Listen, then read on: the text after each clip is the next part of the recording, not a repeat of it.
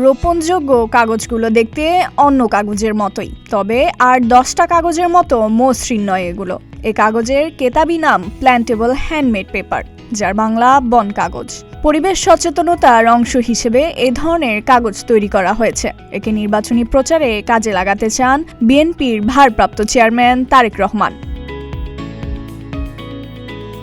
ব্যবহৃত কাগজ যেন পরিবেশের ক্ষতি না করে উপকারে আসে, সে চিন্তা থেকেই উদ্ভাবন করা হয় বন কাগজ। এ কাগজের ভেতরে থাকে বীজ। মাটিতে সে কাগজ পুঁতে রাখলে সেখান থেকে জন্ম হয় গাছের। এ কারণে পরিবেশ বান্ধব বিকল্প হিসেবে অনেকে কাগজটি ব্যবহার করে থাকেন। আসন্ন জাতীয় সংসদ নির্বাচনে পরিবেশ বান্ধব প্রচার কার্যক্রমের প্রস্তাব দিয়েছেন বিএনপির ভারপ্রাপ্ত চেয়ারম্যান তারেক রহমান। দলীয় সূত্রে জানা গেছে, তিনি নির্বাচনী প্রচারে 2 আসনে বন কাগজ বা প্ল্যান্টেবল হ্যান্ডমেড পেপার ব্যবহারের প্রস্তাব দিয়েছেন, যা পরিবেশ সুরক্ষা ও টেকসই উন্নয়নে গুরুত্বপূর্ণ ভূমিকা রাখতে পারে।